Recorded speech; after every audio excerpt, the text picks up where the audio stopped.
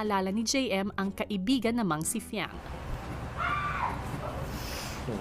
Bunga nga talaga ng babae yan.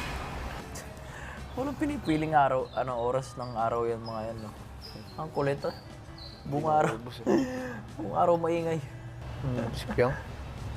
Jaren. Piang? Kaya hindi ko namimiss si Piang. Si Piang lagi nangingibabaw yung boses eh. Si Piang po yan, simula ho dumating siya dito sa bahay. Hindi ko naman po yung na-expect na magiging ganun po kami ka-close. Hanggang sa lumalalim na ho yung napapag-usapan namin patungkol ho sa mga buhay-buhay namin, kuya. Hanggang sa, ayun lang, kuya. Bigla na lang ho kaming, parang, alam niyo po, yung pakiramdam ng mag-best friend pa. Parang ganun, kuya. Nasabik lang ho ako kasi yung vibe ho niya eh. Same vibe lang din ho ng mga barkada ko sa lugar ho namin. And siguro na-touch lang ho ako nun nung gumawa